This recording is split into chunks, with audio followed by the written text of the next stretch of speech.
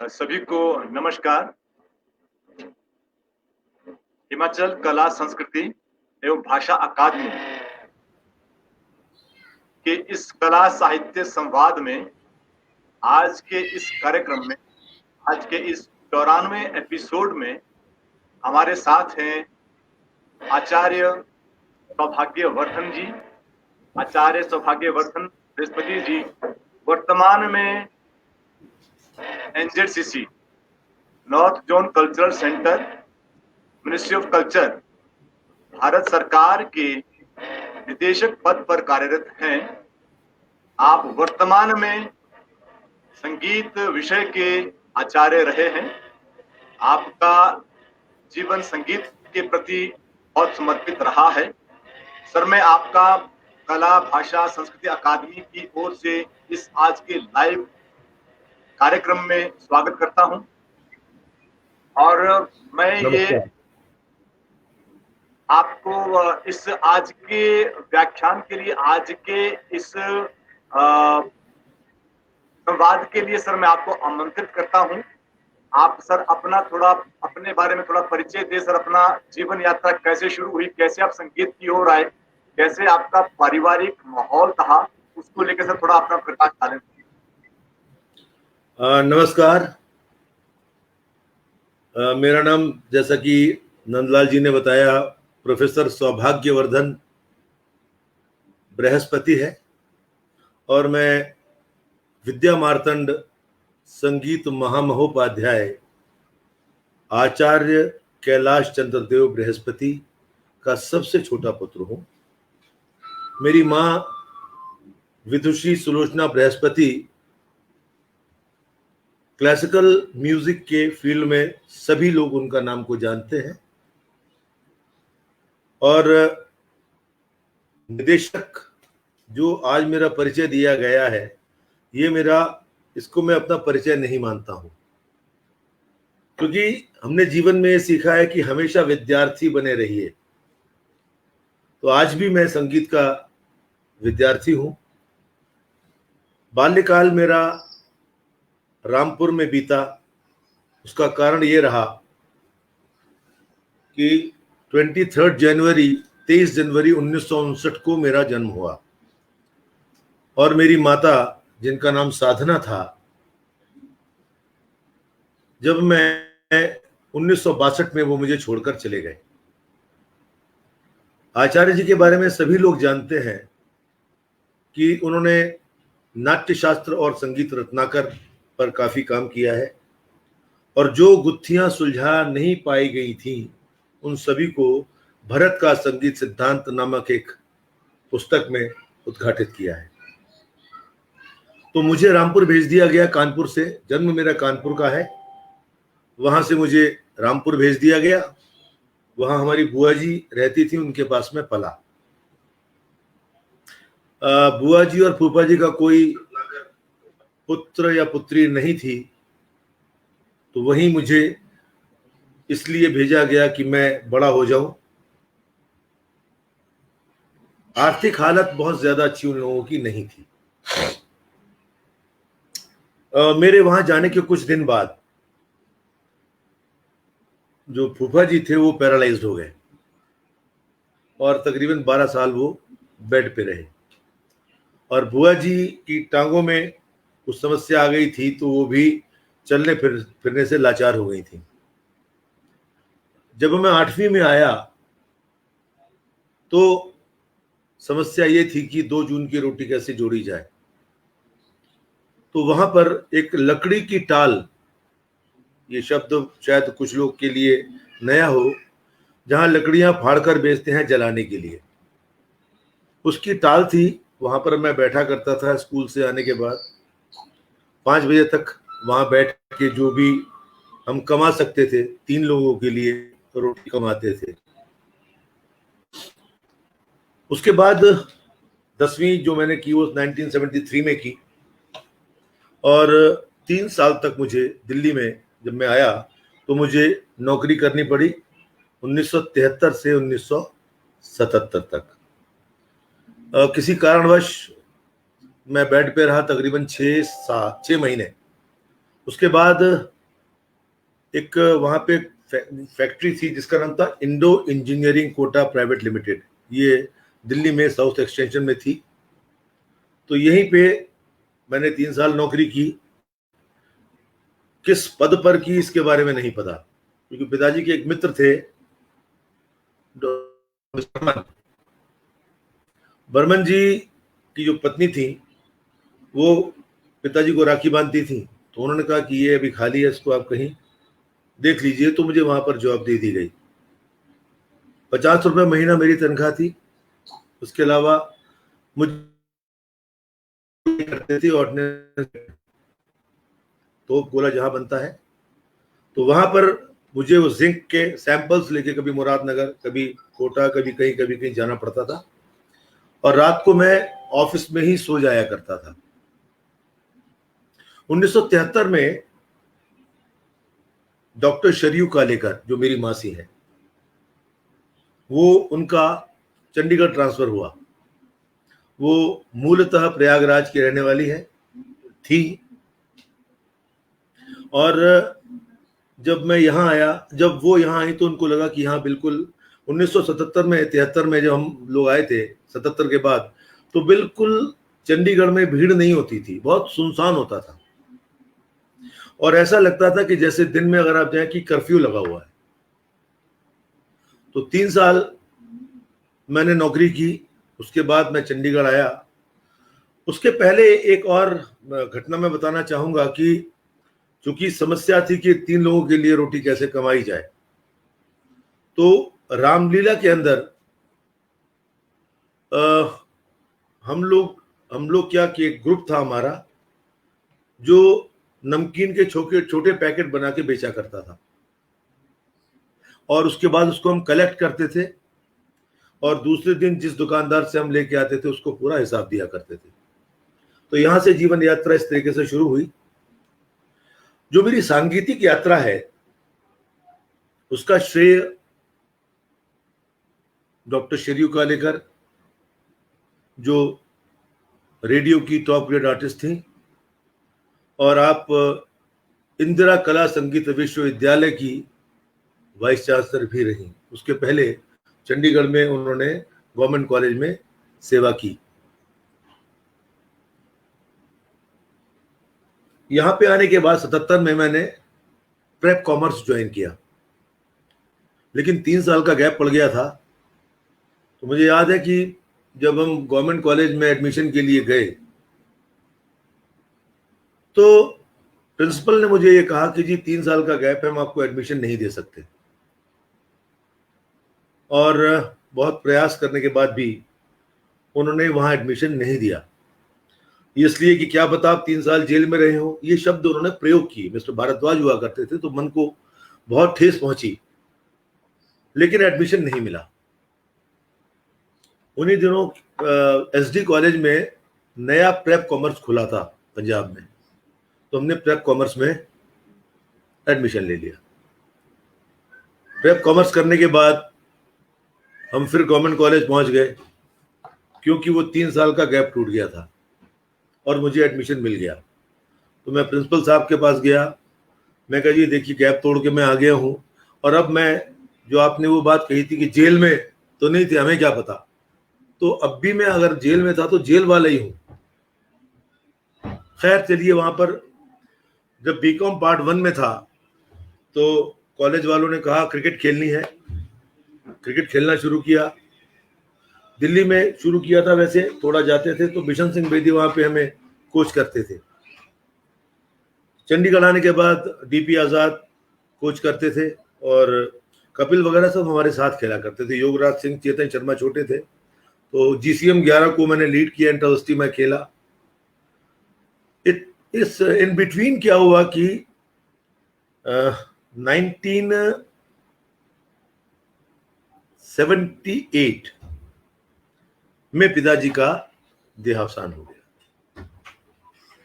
तो बीकॉम छुड़वा के मुझे बीए पार्ट 2 में एडमिशन दिलवाया गया। उन दिनों वो, क्योंकि बीए 3 साल की होती थी, प्रेप कॉमर्स 1 साल का होता था। तो जब 1979 में पिताजी की कुरुक्षेत्र विश्वविद्यालय में लगातार उन्होंने 11 घंटे लेक्चर दिया था, वहीं ब्रेन हेमरेज हुआ और वहीं उनकी मृत्यु हो गई। मैं हमेशा पिताजी से दूर रहा, पहले रामपुर में बुआ जी के पास, उसके बाद शरीफ जी के पास चंडीगढ़ में। पर किस्मत की बात यह है कि जिस वक्त पिताजी की मृत्यु हुई तो मैं पिताजी के पास था और दोनों भाई नहीं थे। हम तीन भाई हैं और एक बहन है। सबसे बड़े भाई जो है वो सिनेमेटोग्राफर है, बीच वाले भाई उनका अपना स्टूडियो है, और एक मेरी बहन है उपमा, उनको भी मामी जी को दे दिया गया था क्योंकि पालने के लिए वो भी मुझसे 1 साल बड़ी, 1.25 साल बड़ी थी। जब मैं पिताजी की डेथ हुई तो सभी ने प्रेशराइज करके कहा कि नहीं, तुम्हें एज सब्जेक्ट संगीत लेना है। और वैसे मैं गाता था क्योंकि घर के अंदर सुनता था, तो बहुत सारी अलग अलग रागों की बंदिशें याद थी, लेकिन ये नहीं पता था कि ये किस राग की बंदिश है। तो यूथ फेस्टिवल में जब पता लगा कि मैं कौन किसका बेटा हूं, तो टीचर्स ने कहा कि आपको यूथ फेस्टिवल में क्लासिकल गाना है। तो घर आके फिर कुछ बंदिशें मासी जी को सुनाई, उस पर जोड़ा मिल गया, बड़े ख्याल का और छोटे ख्याल का, और वहां से मेरा एकदम रुझान जो था वो संगीत की ओर एज प्रोफेशन आ गया। उसके बाद मैंने बीए किया, बीए में टॉप किया, उसके बाद एमए किया, एमए में टॉप किया, I was topper of the toppers. उसके बाद मैंने हरियाणा में जॉब की, हरियाणा में म्यूजिक का मैं लेक्चरर लगा उस वक्त। हरियाणा जींद में मेरी शुरुआत हुई थी नौकरी की, उसके बाद महेंद्रगढ़, उसके बाद करनाल। जब शादी हुई तो ये हुआ कि पत्नी कहाँ रहे, मासी जी अकेली थी, मैं छोड़ नहीं सकता था मासी जी को के पास अकेला, और मैं नहीं चाहता था कि मैं विवाह का एक क्या कहना चाहिए उसको, विवाह को इस तरीके से देखूं कि मैं तो मनोरंजन में रहूं और मेरी माँ अकेली रहे, जिसकी वजह से मैं संगीत में आया था। जो मेरे लिए भगवान के बाद परम श्रद्धेय अगर कोई है तो मेरी मासी है, जिन्होंने मुझे इस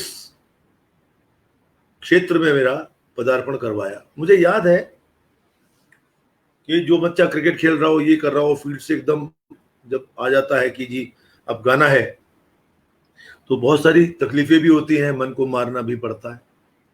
मेरी माँ बहुत अच्छी, मेरी मासी जिसको मैं माँ कह रहा हूँ बार बार, वो मेरे लिए यशोदा थी,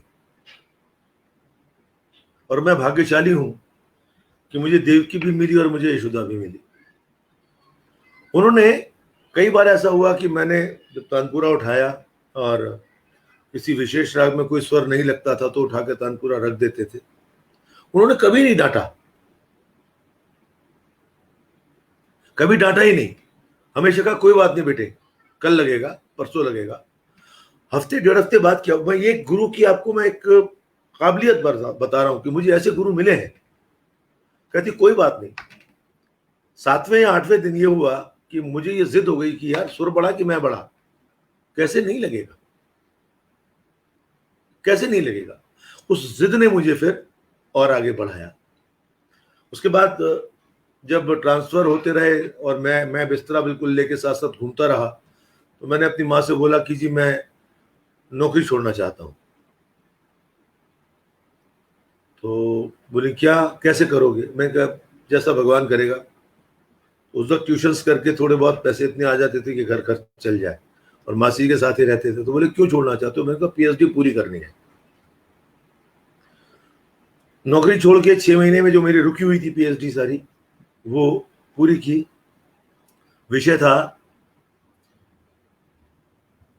भारतीय संगीत के आप कृषि आचार्य बृहस्पति एक अध्ययन, यानी अपने पिता के ऊपर ही मैंने शोध कार्य किया, और पिताजी के कुछ ऐसे एस्पेक्ट, ऐसे पक्ष जो दुनिया के सामने नहीं थे, वो मैंने रखने का प्रयास किया। हैरानी की बात यह है कि जब मैं छोटा था और पिताजी जब मम्मी को सिखाया करते थे, सुलोचना जी को, तो बहुत सारी चीजें कान में पड़ती थी जो तब समझ नहीं आती थी, लेकिन आज समझ आती है। और पिताजी की एकदम जो अकस्मात मृत्यु हुई, तो पिताजी का बहुत सारा काम ऐसा था जो बिल्कुल खुला पड़ा था। उन्होंने रामपुर सदारंग परंपरा के रहस्य सारे राग रहस्य के नाम से लिखे थे, जो घरानेदार लोग किसी के सामने ओपन नहीं करते थे।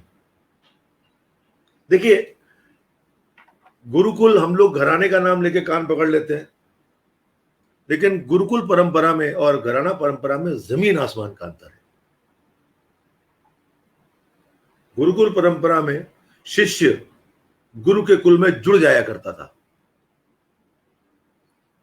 जैसा आप जानते हैं, सभी भगवान राम किस कुल से जुड़े हैं, उन्हीं के शिष्य, उनके बच्चे भी उन्हीं के साथ। तो गुरुकुल जो था, ये एक ऐसा माध्यम था जहां सारे बच्चे एक साथ रहते थे। और उसका कारण क्या था गुरुकुल खुलने का?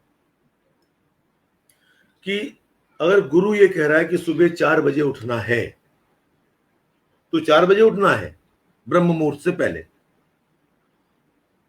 अब गुरु ये सोचता था कि अगर इनको मैं कह रहा हूं 4 बजे से पहले उठना है, तो गुरु को भी उससे पहले उठना है। अदरवाइज एक दूसरे के ऊपर जो अनुशासन होता है, वो अनुशासन गुरुकुल में ही रह के हो सकता है, उसके अलावा नहीं हो सकता। गुरु को भी ध्यान रखना पड़ता था कि जो मैं कह रहा हूं वो मुझे करके दिखाना है, और शिष्यों को भी कि ऐसा ना हो गुरुजी मुझसे पहले उठ जाए, गुरुजी ने ये कहा तो ये काम रह जाए। तो ये गुरुकुल परंपरा है। उसके बाद संप्रदाय बने, संप्रदाय, सम्यक, प्र मीन्स प्रकर्षपूर्ण, दाय मीन्स विरासत, जो पीछे से परंपरा चली आ रही है, उसको संप्रदाय कहा गया। उसके बाद स्कूल्स वगैरह जो खुले, ये बहुत सारी चीजें ऐसी हैं जो अलग विषय है, लेकिन शोध का विषय हमेशा रहा, क्योंकि मेरे घर में हमेशा शोध हुआ है। पिताजी ने हिस्ट्री में जो भारतीय संगीत की हिस्ट्री है, उसमें अबुल फजल ने एक किताब लिखी, मअदुन उल मौसीकी। उसके अंदर पूरा इतिहास बदल के रख दिया है। आज जो तानसेन की का मकबरा वहां है, वो उन्होंने सिद्ध किया है कि वो तानसेन का मकबरा नहीं है, और मोहम्मद गौस कभी तानसेन के गुरु नहीं रहे। ये सब बातें आज भी एनसीईआरटी में नहीं पढ़ाई जा रही। कभी भी हम लोग अकबर को इतना महान मान लेते हैं। अकबर के यहाँ जो तानसेन आए तो कैसे आए, वो लोगों को पता ही नहीं है कि उसको रत्न इकट्ठे करने का शौक था। तो उसने रीवा नरेश को, ये रीवा में थे तानसेन, तो रीवा नरेश को ये मैसेज भिजवाया कि या तो रीवा दे दो या तानसेन दे दो। तो मजबूरन तानसेन को रीवा छोड़ के वहां जाना पड़ा। तो ये बहुत सारी चीजें हैं। ये बैजू बावरा का उनका वो हुआ, ये हुआ, वो सब बातें काल्पनिक हैं। दीपक राग से आग लग गई। अरे भाई, आग नहीं लगी। जो आदमी गाता था दीपक राग, उसके हृदय में ऐसी ज्वाला उठती थी, उसको लगता था कि मेरा हृदय जल रहा है। ये थोड़ी कारपेट जल गए। तो ये ऐसी भावना क्रिएट करते थे रागों के माध्यम से। शुद्धता यही है राग की। इसके बाद लगातार मैं लेक्चरर रहा, तकरीबन 28 साल मैं सीखता भी रहा। मम्मी से सीखा, सुलोचना जी से सीखा, और मेरे गुरु भीमसेन जी भी रहे हैं। आदरणीय भीमसेन जी अमीर खान साहब के शागिर्द भी थे और पिताजी के शागिर्द भी थे, और वो हिमाचल प्रदेश यूनिवर्सिटी में एचओडी थे, भीमसेन जी, भीमसेन शर्मा। लेकिन खैर छोड़िए। उसके बाद पीएचडी करने के बाद मैं वो यात्रा जारी रही। और पिताजी जो काम छोड़ गए थे वो ये था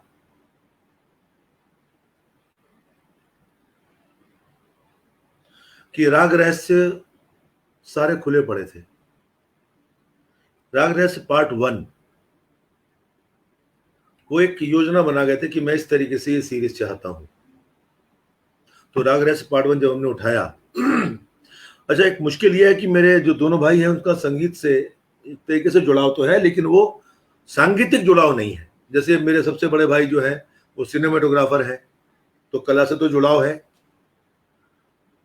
और जो मेरे बीच वाले भाई हैं वो स्टूडियो है, उनका रिकॉर्डिंग्स वगैरह करते हैं, लेकिन वो अगर उनसे कहा जाए कि भाई आप सरगम पढ़ लीजिए या नोटेशन देख लीजिए, तो उस तरीके से उस चीज को उन्होंने नहीं लिया, क्योंकि उसमें मुझे लाया गया। सभी ने कहा कि संगीत के क्योंकि जनरेशन्स में है, तो आप छोटे हैं और आप कर सकते हैं, आपको गाना आता है, तो आप इसको कंटिन्यू कीजिए। वो जो साहस मिला, वो जो लोगों का सपोर्ट मिला, उससे संगीत की ओर बिल्कुल जुड़ाव ऐसा हो गया कि संगीत से बाहर निकलने का मन ही नहीं किया। और पिताजी की जो 6 पार्ट हैं, राग रहस्य के 6 पार्ट, वो हम लाए हैं, दुनिया के सामने लाए हैं, और उनको सबको इकट्ठा करके जहां भी जो जो चीजें थी छोटी छोटी वो सारी इकट्ठी करके राग रहस्य के 6 वॉल्यूम्स निकाले हैं, जिसके लेखक आचार्य बृहस्पति और सुलोचना बृहस्पति जी हैं। मैंने सिर्फ वो कंपाइलेशन की है। कंपाइलेशन इसलिए की है कि लोगों के सामने वो चीज आ जाए। और एक एक राग के, जिसको नहीं पता उसको मैं कह रहा हूँ, एक एक राग के 39 या 40 या 50 तक पलटे उन किताबों में है, और हर राग का रहस्य बताया गया है। घराना शब्द का प्रयोग इसलिए नहीं करते कि घराना सिस्टम के अंदर 3 प्रकार की शिक्षा होती है। नंदलाल जी, विशेष आप इस बात को सुनिएगा कि 3 प्रकार की शिक्षा होती है। हम गुरुकुल में तो गुरु के कुल से जुड़ जाते हैं, वहां 3 प्रकार की शिक्षा होती है। जो संगीत जीवी लोग हैं वो जानते हैं इस बात को। एक होती है खासुल खास, खासुल खास, दूसरी होती है खास, और तीसरी होती है आम। ये मैं नहीं कह रहा, इतिहास कह रहा है, लिखा हुआ है, प्रमाण में है। खासुल खास शिक्षा सिर्फ घराना पद्धति में उन लोगों को दी जाती थी जो उस गुरु के पुत्र होते थे। पुत्र के अलावा वो शिक्षा खासुल खास जो है वो किसी को नहीं दी जाती थी। अब आप गुरुकुल के बारे में सोचिए। दूसरी जो शिक्षा होती थी वो होती थी खास। खास का अर्थ यह है कि जो अपने बेटी को दे दी, रिश्तेदारों को दे दी। बेटी को भी खास शिक्षा, खासुल खास नहीं मिलती थी, क्योंकि वो दूसरे घर में जाने वाली है, तो उसको खास, रिश्तेदारों के लिए खास। और तीसरी शिक्षा होती थी आम। आम का अर्थ यह है कि एक शिष्य जो बाहर से आया है, जो गुरु की दिन रात सेवा कर रहा है, बर्तन भी मांज रहा है, सब कुछ कर रहा है, पैर भी दबा रहा है, मालिश भी कर रहा है, सब कुछ कर रहा है, उसको वो 2-4 बंदिशें रटा दिया करते थे, रागों की रटा दिया करते थे। वो कैसे बना, ताने कैसे बननी है, ये राग अगर जोड़ राग है तो कैसे बना, इसकी शिक्षा नहीं दी जाती थी। और अगर वो अपने प्राण भी दे दे तब भी ये शिक्षा उसको प्राप्त नहीं होती थी। ये घराना है और वो गुरुकुल। और उस्ताद जी में भी ये फर्क होता है। उस्ताद जी जो है वो आम वाले होते थे। उस्ताद जी जो थे वो, उनको इस लायक बना दिया जाता था कि वो बाहर शहर में जाएं और ट्यूशंस करके अपनी रोजी रोटी का जुगाड़ कर लें, अपनी रोजी रोटी का जुगाड़ कर ले, इतना उनको शिक्षा दी जाती थी। तो ये देखिए, सरस्वती के एक हाथ में वीणा है और दूसरे हाथ में वेद है।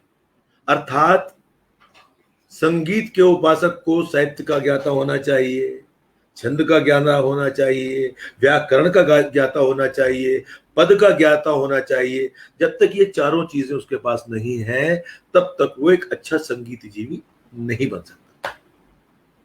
हमारे बीच का जो पीरियड है उसमें समस्या क्या है कि जिनके पास शास्त्र था उनके पास वीणा नहीं थी, और जिन्होंने वीणा संभाली थी उनके पास शास्त्र नहीं थे। तो एक खाई पैदा हो गई, कोई एक दूसरे की बात मान के राजी नहीं होता था। तो जब तक आज के युग में इस चीज में परिवर्तन आया है, आज के युग में इस चीज में परिवर्तन आया है, क्योंकि लोगों को संतुलन बनाना आ गया है। तो हमारे घर में जो पिताजी ने एक वो खोली थी सोसाइटी, उसका नाम था संगीत साहित्य संगम। अगर आप क्या गा रहे हैं उसको आपको उसका अर्थ ही नहीं पता, तो आप भाव कैसे लाएंगे, एस्थेटिक्स कैसे क्रिएट करेंगे? हम लोग बंदिशें रट लाते हैं, छोटी छोटी बंदिशें रट लेते हैं। और आज के दिन में जो गुरु लोग जो हैं वो 8 साल के बच्चे को सिखा रहे हैं, मैं तो पिया संग कर आई रंग रलियां। अरे क्या सिखाना चाहते हैं, क्या सिखाना चाहते हैं? 8 साल के बच्चे को क्या सिखाना चाहते हैं आप? क्या कोई और बंदिश नहीं मिली आपको? क्योंकि एक ही बंदिश आती है, वो बंदिश आप सबको सिखा देते हैं। तो पुरानी बंदिशें, क्योंकि संगीत यात्रा की बात है, हमने लगातार इस चीज पे काम किया है। पुरानी बंदिशें बुरी नहीं है, पुरानी बंदिशें बुरी नहीं है, ये नहीं कह रहे, लेकिन नवीनता तो कहीं ना कहीं चाहिए ना। संसार परिवर्तनशील है भाई साहब। पहले हम 2-2 घंटे एक राग का आलाप करते थे, आज 2 घंटे अगर आप आलाप करेंगे वहां मिलेगा ही कोई नहीं आपको। आज आधा घंटे के अंदर वो सब कुछ मांगते हैं, और 1 घंटा अगर वो सुनेंगे आपको तो उनको 2 राग चाहिए मिनिमम, 2 या 2.5 राग, मतलब 2 राग पूरे और 1 राग छोटा। तो ये समय के साथ परिवर्तन तो करना पड़ेगा। तो इस विषय पे बहुत ज्यादा हम लोगों ने ध्यान दिया, पिताजी ने ध्यान दिया, मैंने तो खैर किया। और संगीत का साहित्य पक्ष, देखिए पिताजी के 3 पक्ष हैं। पहला पक्ष तो यह है कि उन्होंने संगीत रत्नाकर और नाट्य शास्त्र पे काम किया, हमने उसी चीज पे आगे काम किया। मूर्छना पद्धति के ऊपर काम किया, श्रुति के ऊपर काम किया। उन्होंने 2 किन्नरी वीणा बनाई, बृहस्पति वीणा बनाई। तो वो सारी चीजें हम लोग आगे लेके चले। अब फॉर्चुनेटली या अनफॉर्चुनेटली जो पुत्र पुत्रियां थे उनमें अकेला मैं ही संगीत में आया या लाया गया, जो भी है। लेकिन जब लाया गया तो पूरा उसके अंदर जितना भी हम कोशिश कर सकते थे वो की, और चीजें लोगों के सामने लाए। नाट्य शास्त्र का 28वां अध्याय सामने है लोगों के। उसके बाद एक जो दूसरा पक्ष था वो था हिस्ट्री का। तो पिताजी ने 2 किताबें लिखी है, मुसलमान और भारतीय संगीत, खुसरो तानसेन और अन्य कलाकार।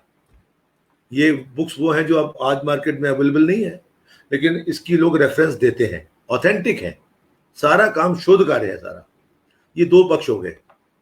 तीसरा पक्ष जो था वो था बंदिशों के ऊपर। बंदिश क्या, बंदिश का क्या अर्थ है?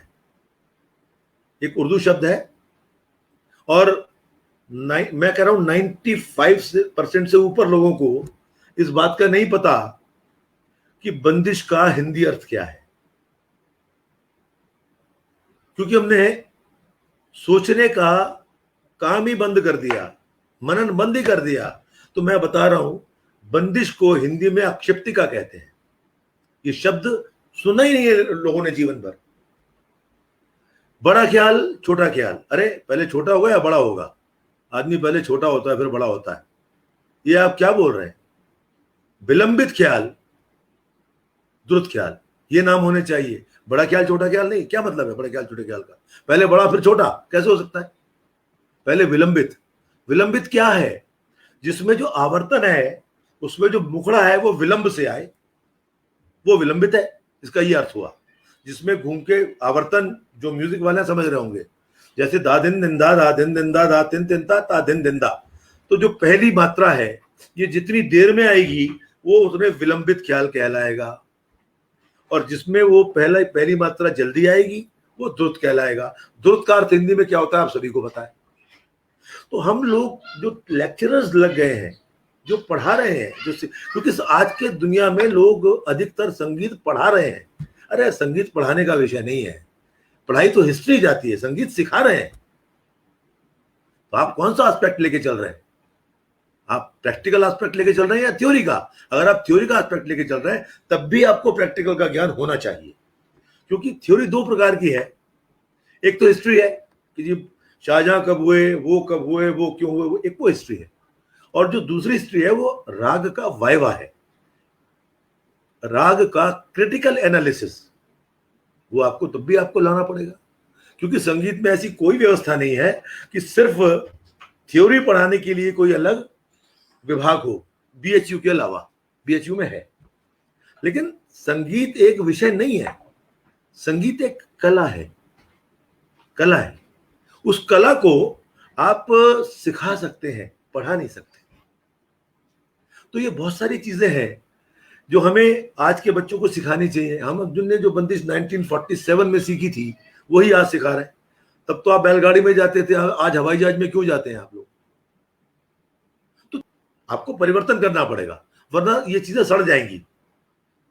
जब तक परिवर्तन नहीं करेंगे तब तक नहीं कुछ कर सकते। अब इसके और पक्ष भी हैं। एक चौथा पक्ष पिताजी का था, क्योंकि मैं जो हूं वो अपने पिता की वजह से हूं। रेडियो से मैं गाता हूं, भजन भी मुझे अच्छे लगते हैं, भजन में मुझे कबीर अच्छे लगते हैं। मेरी भी 5-6 किताबें, 1-2 रेफरेंस बुक भी आ चुकी हैं। और क्या बताऊं, कुछ बच्चों ने मेरे अंडर पीएचडी किया है, जो साधारणतया सभी प्रोफेसर्स के अंदर अंडर करते हैं। मैं क्या बताऊं आपको, कुछ चीजें आज एक्चुअली क्या है कि मैंने बहुत सारे लोगों का रूबरू किया है आज तक। ये पहला रूबरू है जो कोई मेरे लिए कर रहा है। इसके लिए कि सबका रूबरू मैंने किया है। अभी भी मैंने 10-12 रूबरू किए हैं, लेकिन आज तक किसी ने मेरे बारे में सोचा ही नहीं, नंदलाल जी के अलावा।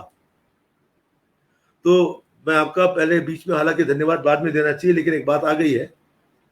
तो जब तक हम वही बात की थ्योरी और प्रैक्टिकल एस्पेक्ट को मिला के नहीं चलेंगे, तब तक ये काम बहुत ज्यादा चलने वाला नहीं है। आप भी रट्टा दे रहे हैं, रट्टा उसको पढ़ा रहे हैं, रट्टा वो बच्ची सीख रही है, 3 ताने उसको सिखा दी, 7 मिनट गाना है कंपटीशन में, बात खत्म। अब आप सोचिए, जो आदमी आपको सिखाने के पैसे दे रहा है, जो माता पिता 2-2 घंटे अपने बच्चों को साथ लेके आपके पास आ रहा है और माता बाहर बैठ के इंतजार कर रही है कब ट्यूशन खत्म हुआ लेके जाऊं, आप उनके साथ क्या करना चाहते हैं? आप उनके साथ क्या करना चाहते हैं? तो कुछ तो देना पड़ेगा। हम मुश्किल क्या होती है नंदलाल जी, कि हम एमए इसलिए करते हैं, म्यूजिक इसलिए एमए करते हैं कि हमारी नौकरी लग जाए। नौकरी लग गई, मंजिल खत्म। अब वही 5 राग हैं, वही मैडम जी की या टीचर की वो 100 पेज की बुक है, वो नोटबुक जो चली आ रही है, खोलो फट जाए ऐसी नोटबुक, वही सामने खोल के रख देते, उससे बच्चे नोटेशन उतार लेते हैं और काम चल जाता है। नोटेशन गानी लोगों को नहीं आती, गानी आनी चाहिए।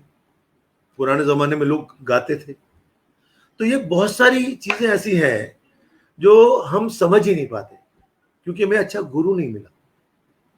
और सीधी सी बात है कि उद्यमेन ही सिद्ध्यन्ति कार्याणि न मनोरथैः न हि सुप्तस्य सिंहस्य प्रविशन्ति मुखे वर्गा। कार्य की सिद्धि तो आपको उद्यम करने से ही होगी। उद्यमेन ही सिद्ध्यन्ति कार्याणि न मनोरथैः।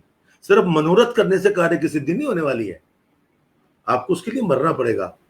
अगर लड़कियां हैं तो उनको गोलगप्पे छोड़ने पड़ेंगे, उनको अचार छोड़ना पड़ेगा, उनको सिनेमा छोड़ना पड़ेगा, ये सब छोड़ना पड़ेगा आपको।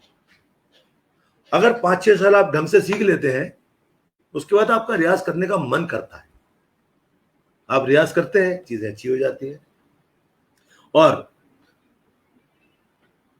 लड़के अगर हैं तो उनको शाम को बाजार में घूमना बंद करना पड़ेगा, रियाज करना पड़ेगा। रियाज का मतलब ही है कि आपको रोज बैठना है।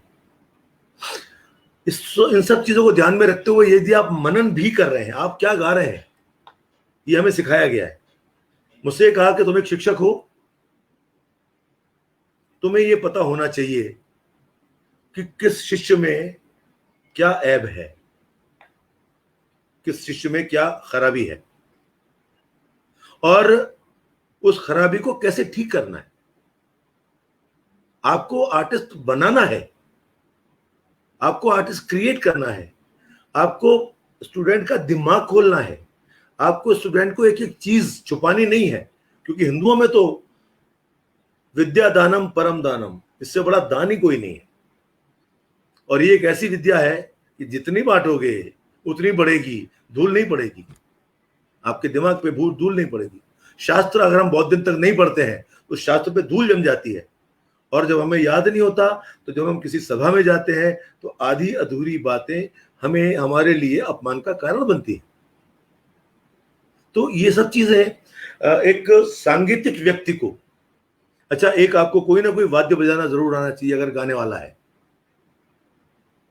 हमारे यहाँ तानपुरा जब दिया शुरू में तो लोग तो पंचम या मध्यम मिलाते हैं, तो बाकी 3 तारे हम सभी को पता है कि 2 तारे अगर मेल तानपुरा है तो मध्य सप्तक के षड्ज पे मिलती है, बाकी एक खरज की मंत्र में, और पंचम जो है या मध्यम जो है वो मध्य सप्तक का होता है। जबकि फीमेल तानपुरे में दोनों बीच की तारें तार सप्तक में मिलती है और खरज की तार मध्य सप्तक में मिलती है। तो ये चीजें हैं। हमें जो सिखाया गया, ये कहा गया कि आप चारों तारे एक ही सुर पे रखिए, यानी चारों तारे सा पे रखिए, षड्ज पे। षड्ज क्या है? अब ये वही चीजें हैं कि जब बातें चलती हैं, म्यूजिक की बातें चलती हैं, तो हर शब्द का अर्थ है। हिंदुस्तान में कोई भी ऐसा शब्द नहीं है, नाम नहीं है जिसका अर्थ ना हो। संवाद, वादी संवादी एक वो आती है हमारे एक परिभाषा। वादी क्या है? वादी जो वाद करने के योग्य हो। संवादी, सम्मीन सम्यक भली भांति जो वाद कर सके आपके साथ, वो संवादी होता है। तो ये बहुत सारी चीजें जो लोगों को पता, वादी संवादी पता है, शब्द पता है, उसका अर्थ नहीं पता। षड्ज का अर्थ क्या है? सा है। अरे षड्ज का अर्थ है 6, जिससे 6 आगे सुर पैदा होते हो। जहां से सा ले लो, रे गा मा पा धा नी तक आ जाएगा षड्ज। और पुरानी जो पद्धति थी हमारी वैदिक, उसमें षड्ज चालन की एक विधा थी, एक षड्ज चालन की एक प्रक्रिया थी जिसमें सा चला करता था। भातखंड जी का सा अचल है क्योंकि सप्तक है ही नहीं। ऑक्टेव आ गया, अष्टक आ गया, सारे गामा पा धा नी सा। तो ये बहुत सारी चीजें हैं जो हमने सीखी है। हमने अपने पिता से सीखी है, अपनी माँ से सीखी है, अपनी मासी से सीखी है, हमने भीमसेन जी से सीखी है। और एक विद्यार्थी होते हुए मुझे जहां से जो चीज अच्छी मिलती है मैं ग्रहण कर लेता हूं। विद्यार्थी के रूप में अगर आपको कोई चीज मिलती है तो उसको विद्या का अर्थ जानने वाला होना चाहिए। और जब आप किसी से कोई चीज लेते हैं तो आपको झुका हुआ होना चाहिए। आपका पात्र जो है ये खाली होना चाहिए, पूर्वाग्रह से ग्रस्त नहीं होना चाहिए। जब आपका पात्र खाली होगा तभी उसके अंदर कुछ जाएगा। हम लोग पहले ही तन के बैठ जाते हैं अगर थोड़े ज्ञानी होते हैं तो। और संगीतज्ञों में तो बहुत है, क्योंकि अच्छा अगर है तो अच्छा है, उसकी प्रशंसा होनी चाहिए। हम प्रशंसा करके राजी नहीं किसी की। प्रशंसा करना भी एक कला है जी। डॉक्टर साहब, मुझे लगता है ये आपका जीवन का जो बड़ा अभी तक का संदर्भ मैं सुन रहा हूँ, इसको लेके तो मुझे लगता है हम बार बार आपसे बात भी आगे और करते रहेंगे। लेकिन इसके साथ साथ अभी आपके पास में एक बहुत ही महत्वपूर्ण जिम्मेवारी है जो आप अभी बड़े अच्छे से निभा रहे हैं। और मुझे आपसे 2-3 बार बातचीत करने का, इंटरेक्ट होने का मौका मिला है। मैं एक तो ये जानना चाह रहा हूँ कि अभी एंजल्स के डायरेक्टर होने के नाते भी आप किस तरह से कलाकारों को उनकी दिशा में, सही दिशा में, भारतीय दृष्टिकोण से उसको देख रहे हैं। कला किस तरह से आगे निखरनी चाहिए, हमारी परंपरा कैसे आगे चलनी चाहिए, उसको लेके जो आपके विभाग की ओर से, आपके केंद्र की ओर से जो नए नए आयाम प्रस्थापित किए जा रहे हैं, उसके बारे में थोड़ा आप प्रकाश डालें। फिर मैं आपसे थोड़ा और आपस में बातचीत करते रहेंगे। हाँ ये भी बड़ा अच्छा प्रश्न है। वैसे एक्चुअली इतनी बातें थी और सांगीतिक बातें भी हैं, क्योंकि संगीत यात्रा है और आप चित्रकला के पारखी हैं। तो कुछ बातें मुझे, क्योंकि संगीत के लोग काफ़ी जुड़े होंगे, तो सांगीतिक बातें भी कुछ करनी पड़ी और इतिहास का कुछ मूल्यांकन। मैं सिर्फ आप तक ये बात इसलिए मैंने पहुंचाई कि एनसीईआरटी में जो आज के दिन में संगीत की हिस्ट्री पढ़ाई जा रही है वो ठीक नहीं है। सरकार के माध्यम से उसको ठीक कराने का प्रयास होना चाहिए। आज हमारे इतिहास में अकबर महान है, टीपू सुल्तान नहीं है, वीर शिवाजी नहीं है। अकबर महान है, तैमूर। तो जिस देश के हम लोग रहने वाले हैं, हमें उस देश के इतिहास के बारे में सही जानकारी होनी चाहिए। और इस ओर आपसे मेरा निवेदन है कि आप प्रयास कीजिए थोड़ा कि इस ओर थोड़ा ध्यान दिया जाए, और दो चार जो अच्छे लोग हैं, संगीत के विद्वान हैं, जिन्होंने शोध कार्य किए हैं, उनको इस कार्य की ओर लगाया जाए। पिताजी के मन में हमेशा ये कसक रही कि साहित्य, आज भी संगीत को ढंग से नहीं पढ़ाया जा रहा। एक उदाहरण में छोटा सा देखिए, फिर मैं आपकी बात पे आता हूं, क्योंकि ये फिर चीज रह जाएगी, बहुत बड़ी चीज है। अभी मैंने किताब का नाम लिया था मअदुन उल मूसिकी, मोहम्मद करम इमाम ने लिखी थी। उसके अंदर एक सभी से मेरा निवेदन है कि बड़ी ध्यानपूर्वक इसको सुने, और ये एक ऐसी चीज है जो तथ्य परक है। हेमराज जी भी जुड़ गए हैं, बड़ा अच्छा लग रहा है। हेमराज बहुत सुशील और बहुत अच्छे यहीं से चंडीगढ़ से हैं, और बहुत इनके जो गुरुदेव हैं जिनके ऊपर उन्होंने काम किया है वो बहुत अच्छे लोग थे। 100 से ऊपर उनकी 100 वर्ष से ऊपर के आए हुए भी वो अच्छी तरीके से गाते थे, 40-50 साल के आदमी की तरह। तो हिमाचल के पास एक हीरा है। तो तानसेन की मृत्यु हुई तो उनकी उम्र 92 वर्ष थी, और वो आगरा में थे। उन्होंने लिखा है कि जब इनकी डेथ हुई, जब इनकी डेथ हुई तो इनकी उम्र 92 साल की थी, और जो शब्द प्रयोग किया गया वो बहुत अच्छा नहीं था। वो ये था कि इनकी आवाज कुत्ते की तरह हो गई थी, ये शब्द प्रयोग किए गए उसमें। अगर किसी के पास वो किताब है तो वो देख सकता है। और जब वो मृत्यु हुई तो उनकी जो मृत्यु शैया थी, उसमें उनकी अर्थी में साथ साथ उस वक्त के गाने बजाने वाले लोग साथ साथ गाते बजाते गए, और उनको सुपुर्द खाक किया गया। अब बड़ी इंटरेस्टिंग बात है, हालांकि दुखदाई है, जब कोई व्यक्ति 90-92 वर्ष की उम्र में जिसकी मृत्यु होती है, उसको भारतीय परंपरा के हिसाब से विमान कहते हैं। और उस वक्त के जितने भी लोग हैं, ये इस बात का कि ये सारे काम करके गए हैं, अपने जीवन के जितने भी इन्होंने कर्तव्य थे वो निभाने के बाद ये गए हैं, और इनको स्वर्ग की प्राप्ति है, और ये संतुष्ट गए हैं। इसलिए उस वक्त लोग उनके साथ गाते बजाते जाते थे, और उसको कहते थे विमान। अब आप ये देखिए कि तानसेन मुसलमान हो गए, तन्ना मिश्र मुसलमान हो गए, बड़ी विचित्र बात है।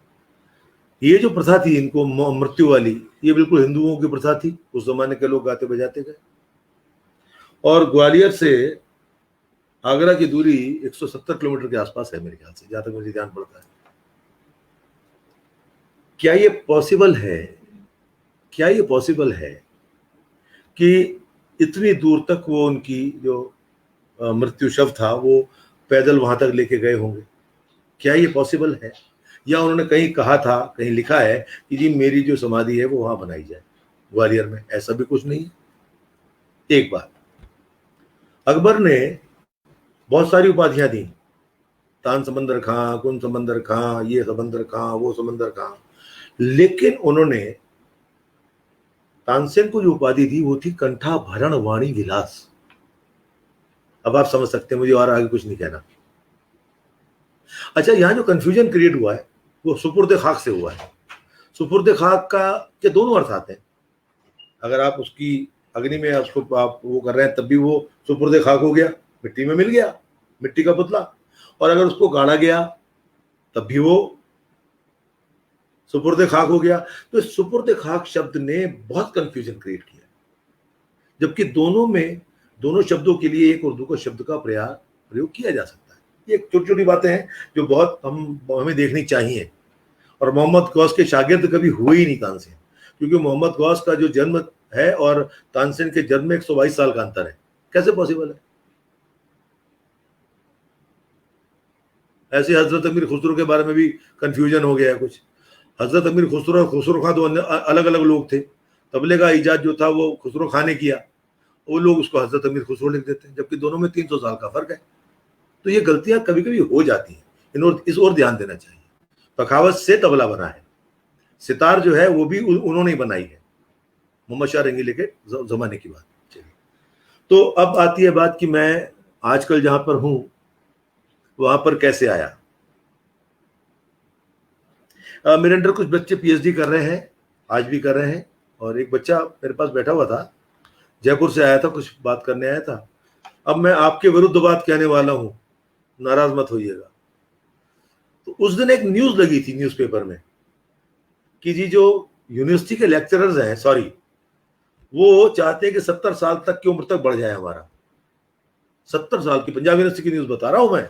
70 साल, 65 तो वैसे ही लेके बैठे हैं, ये चंदेल साहब, चंदेल को पता है ये बात। तो 70 साल की उम्र तक, तो वो बैठा हुआ था, तकरीबन 36 साल 37 साल का लड़का था। कहता है गुरुजी आप लोग पोस्ट ही नहीं छोड़ते, हम लोग की इतनी इतनी उम्र हो गई, हम लोग सेट नहीं हो पाए। अच्छा, मैं 58 का होने वाला था और मैंने 2 साल की एक्सटेंशन के लिए लेटर दे दिया था अपना, दे दिया था, और वो मैं वापस ले आया, क्योंकि मैंने सोचा कि क्या मुझे नौकरी की आवश्यकता है। जितनी मेरी नौकरी है 7th पे स्केल के बाद, उतने में तो नए 4 लेक्चरर्स रख लिए जाएंगे, तो सरकार पर भी बोझ कम हो जाएगा और 2-4 परिवार भी सेटल हो जाएंगे। तो मैंने बस पत्नी को फोन किया कि मैं नौकरी से सेवानिवृत्ति ले रहा हूँ। वो सामने से आवाज ही नहीं आई फोन से, कहते भी बेटी की शादी नहीं हुई। मैं कहा भगवान देखेगा। मैंने नौकरी छोड़ दी। छोड़ने के बाद एक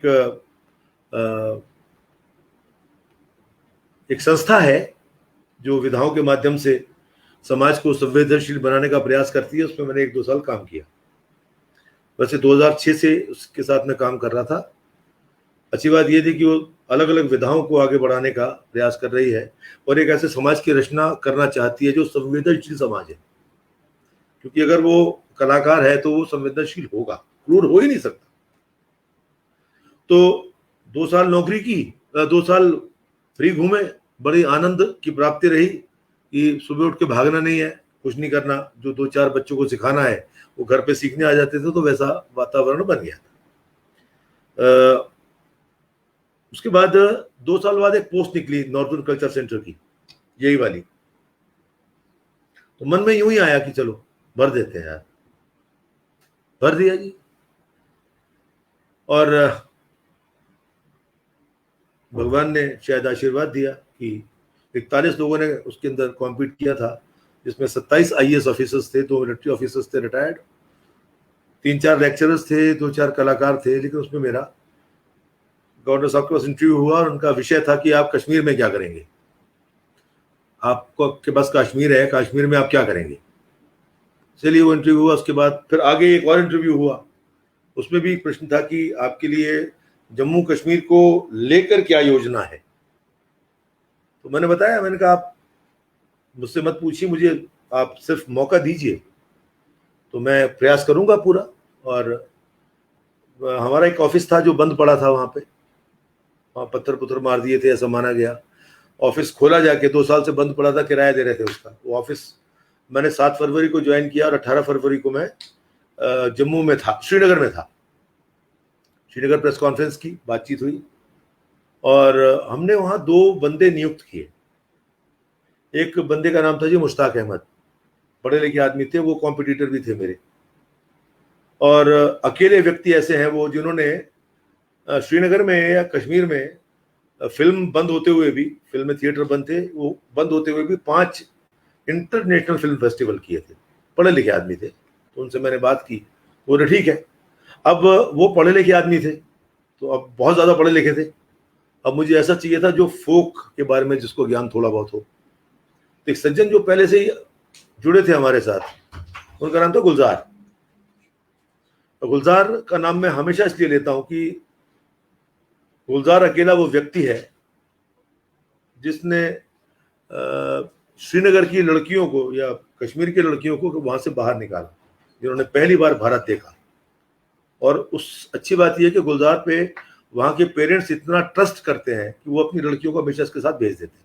कि मैंने इनको ढूंढा नहीं, ये पहले ही एनसीसी के साथ थे, लेकिन मैंने इनको स्नेह दिया, सम्मान दिया और एक कार्य करने की पद्धति थी। तो आप मानेंगे कि ये अनंतनाग में, बड़गाम में, यहाँ पे वहां पे हर जगह हमने काम किया है, गांव के अंदर जाके। और वहां पहली बार भारत सरकार का फ्लैक्स लगा है, क्योंकि प्रोग्राम सारे करते थे श्रीनगर में। अच्छा, वो पहाड़ी इलाका है तो वहां कोई आने में किसी को आसानी नहीं होती थी, तो श्रीनगर में प्रोग्राम करेंगे तो लोग ज्यादा नहीं जुड़ पाएंगे। तो हमने कहा कोई प्रॉब्लम नहीं है, हम गांव के अंदर पहुंच जाते हैं, हम लोगों तक पहुंच जाते हैं। हम उन तक पहुंच गए, और आप मानेंगे भाई साहब, उनके प्रोग्राम हमने उन्हीं के गांव में किए, 3-4 गांव जोड़ के, और आप मानेंगे कि उसमें 3-3, 4-4 हजार देखने वाले आते थे। इसको मैं अपना बहुत बड़ा एक काम मानता हूं। उसके बाद बादामी बाग में हमने लास्ट अभी फंक्शन किया था, तो ड्यू टू गुलजार की वजह से मैं कहूंगा, क्योंकि अंदर वही घुसा, हर जगह लेके गया। मैं अंदर गांव में गया हूं, ऐसा नहीं कि मैं नहीं गया। मैं कई ऐसे कलाकार हैं जिनके घर गया हूं मैं, जिनके घर मैंने रोटी खाई है जाके श्रीनगर में। वो मेरे ख्याल से कुछ लोग सुन भी रहे होंगे। तो गुलजार वो व्यक्ति है और मुश्ताक अहमद वो व्यक्ति है जिनकी कारण मैं बहुत अच्छा काम कर पाया। और आज के दिन में आप सच मानिए कि वहां के 750-800 जो कलाकार हैं वो मुझे फोन करते हैं और कर सकते हैं, मैं बात करता हूं उनसे। वहां का फोक थिएटर है जो मर रहा था वहां पे, भांड पत्थर कहते हैं उसे, उसको सर्वाइव, काफी रिवाइव किया उसको।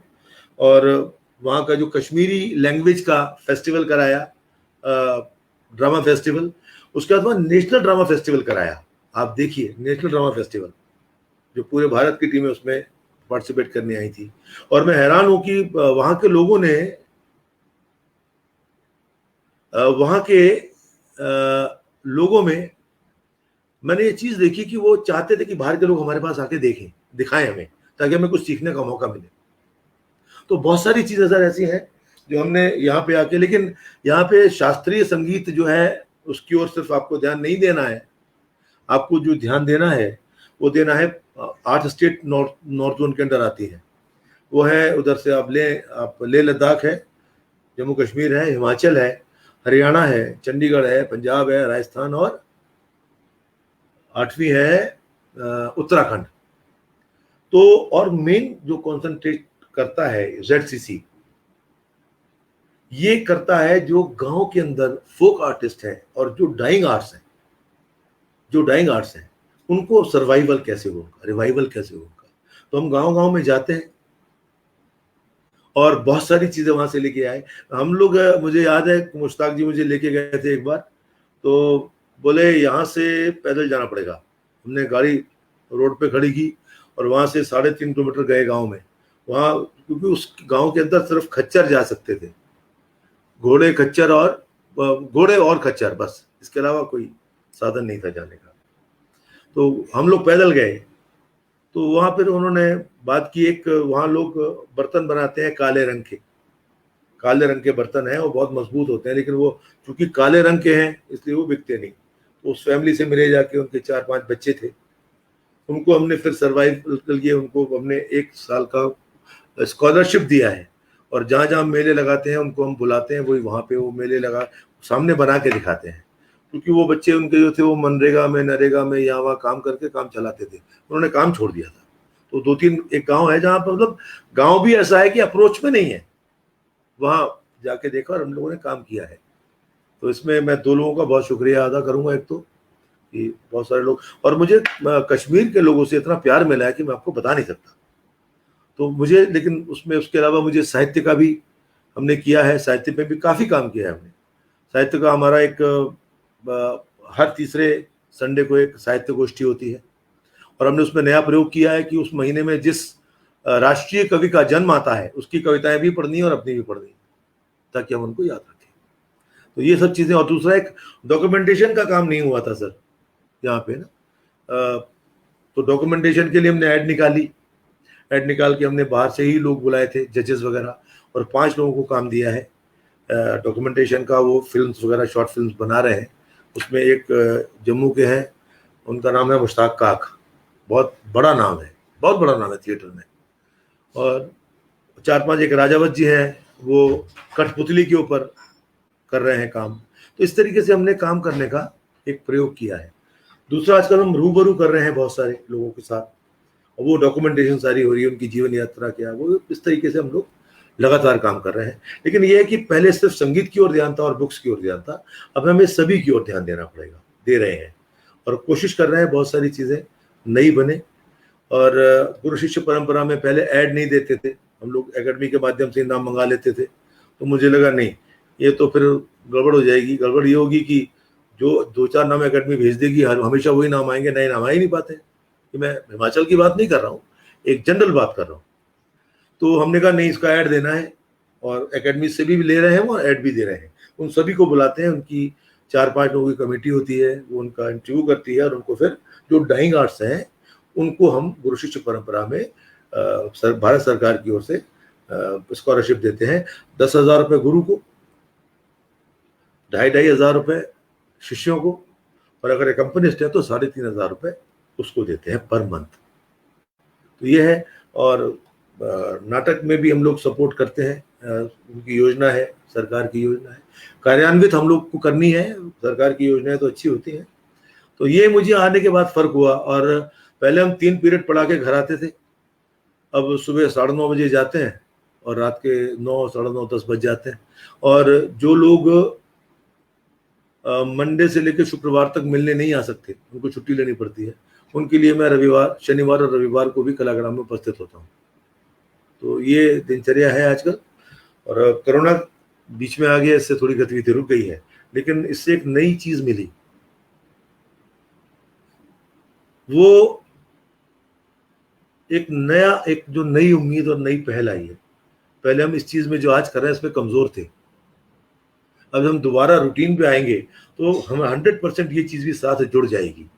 और दोनों को जुड़ के क्या कॉम्बिनेशन आने वाला है, तो जो हमारे प्रधानमंत्री जी कहते हैं कि जी विषमताओं को आप एक अवसर बना लो, तो ये वास्तव में नंदलाल जी, साहित्य कला अकेडमी आपकी ने एक अवसर बनाया है।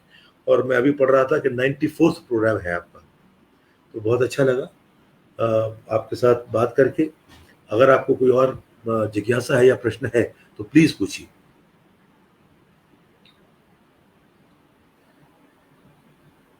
अभी सर वर्तमान में शिक्षा नीति 2020 के बारे में चर्चाएं चल रही है, इसके ऊपर बड़ा मंथन हो रहा है।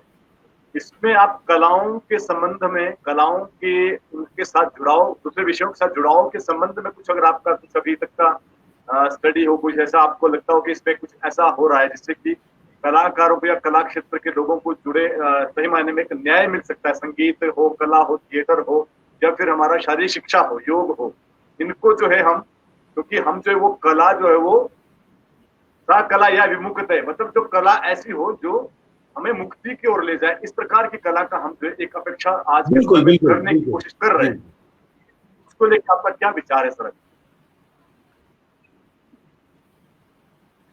आपको मैं इसमें भी छोटा सा उदाहरण देता हूँ। जब हम लोग यहाँ पे, जब पंजाब यूनिवर्सिटी में आए, 42 गर्ल्स कॉलेज में मैं पढ़ाता था, सिखाता था। दोनों शब्द ठीक बोले मैंने, क्योंकि थ्योरी भी पढ़ाता था और गाना भी सिखाता था। तो आके आप मुझे पकड़ ना ले कहीं। तो हमने एक प्रयास किया sir, Guru Nanak Dev university, Punjab university Patiala, Punjab university, Kurukshetra university और महर्षि दयानंद यूनिवर्सिटी, इन सभी को हमने ये बात कही कि जी जो हमारा म्यूजिक का कोर्स है वो एक जैसा कर दीजिए। क्योंकि जब किसी का ट्रांसफर होता है, किसी के माता पिता का, या उस लड़की की शादी हो गई, किसी और यूनिवर्सिटी में चली गई, वो उसने भी प्रथम वर्ष किया है तो द्वितीय वर्ष में उसको समस्याएं आती हैं। उससे क्या है, थ्योरी सेम हो गई सर, प्रैक्टिकल सेम हो गया। अब वो भारत के इस 5 यूनिवर्सिटी के किसी भी कोने में चली जाए या चला जाए, उसको कोई समस्या नहीं आने वाली। सबसे बड़ी समस्या ये है कि अभी हम लोग, कुछ प्रदेश ऐसे हैं जो हिंदी को अपनी मातृभाषा समझ ही नहीं पा रहे। आप जो मैं कह रहा हूं वो आप भी समझ रहे हैं। हमारी मातृभाषा हिंदी है तो है, और ये कहने से ये नहीं होता कि आप कोई दूसरी भाषा सीख नहीं सकते, आप सब कुछ सीख सकते हैं। तो जब तक ये समानता नहीं होगी और चेंजेस, देखिए आज भी मी लॉर्ड कहा जाता है। क्यों कहा जाता है भैया मी लॉर्ड? आदरणीय महोदय क्यों नहीं कह सकते? आज भी वही काला कोट डाल के हम लोग असल में अभी तक बाहर नहीं आ पाए हैं। हम अपनी विचारधाराओं को, हम वही, आप देखिए हर चीज जो अंग्रेज छोड़ गए थे, आप उनको अगर बदलेंगे नहीं, आप अपनी संस्कृति कैसे देंगे किसी को? आपको पहले खुद उस रंग रूप में डलना पड़ेगा। आज के दिन में भी किसी को अंग्रेजी ना आती हो तो अपने आप को हीन समझता है। और ये सारी करामात लॉर्ड मैकाले की है, आपको भी पता है, मुझे भी पता है। आपने अगर उनके पत्र 10 पढ़े होंगे, कभी इस विषय को लीजिएगा तो मैं काफी इस पे आपको स्पष्टीकरण काफी दूंगा, मेरा भी इस पे अध्ययन है। क्योंकि उसने शिक्षा नीति को ऐसा बना दिया कि आप, उसने नौकर बनाने की फैक्ट्री क्रिएट कर दी शिक्षा पद्धति के माध्यम से। हम में से हर आदमी ये चाहता है कि मुझे अच्छी नौकरी मिल जाए, अच्छी नौकरी मिल जाए, मेरे बेटे को अच्छी नौकरी मिल जाए।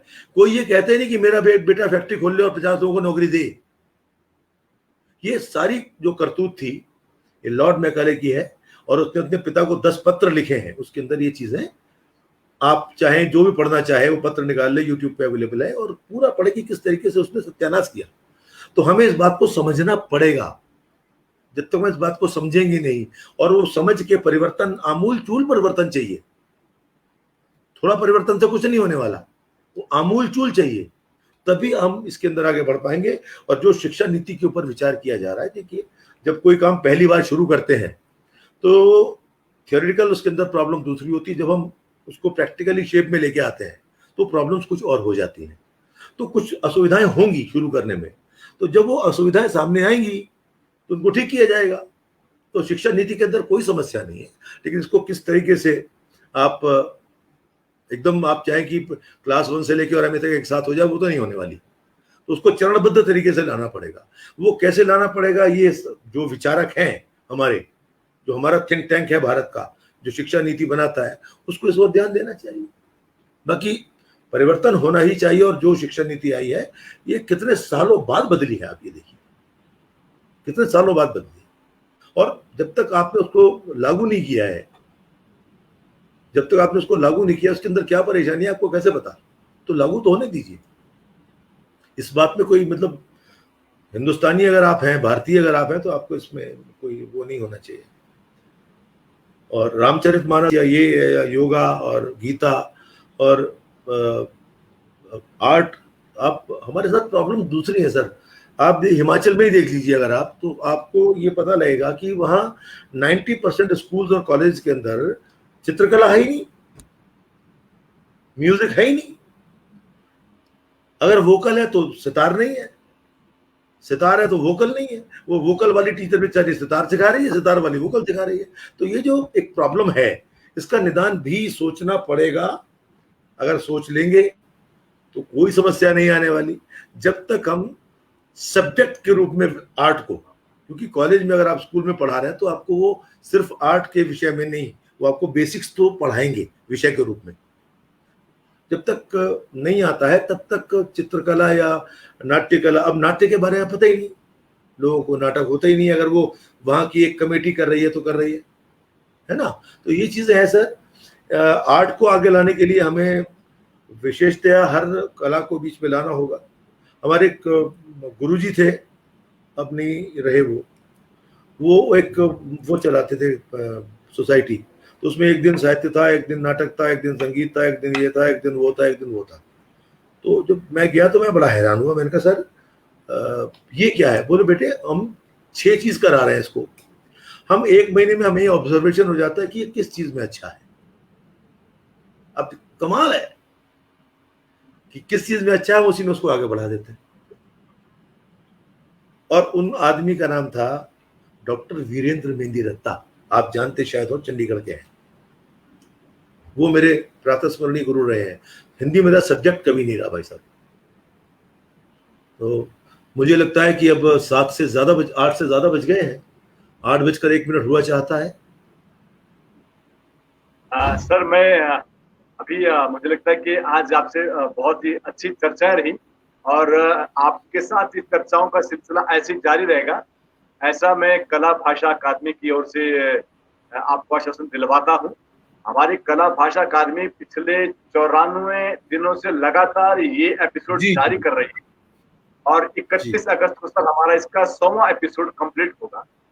तो हम जी चाहते हैं कि अभी आने वाले समय में हम आपको कभी और इसमें जोड़े हैं, सर हम चाहते हैं कि आपका हमें बार-बार सानिध्य प्राप्त होता रहे और हमारी कला आपसे मेरा भाषा अकादमी आप आपसे मेरा इंडियन एक निवेदन है इंस्टीट्यूट कि जी आपसे मेरा एक निवेदन है कि जी, जी। अगली बार आप बैठे जब मेरे साथ तो एक संगीत वाला भी साथ में बिठाएं, ज़रूर, ज़रूर। जी, जी, जी, ज़रूर, ज़रूर। है ना? तो संगीत के विषय में भी बात हो जाएगी और मेरा एक और साहित्य बहुत का पक्ष है, उस ओर मैंने बात ही नहीं की आज। जी, जो जी, जी, साहित्य जी। वाला पक्ष है उस ओर बात नहीं किया मैंने जी।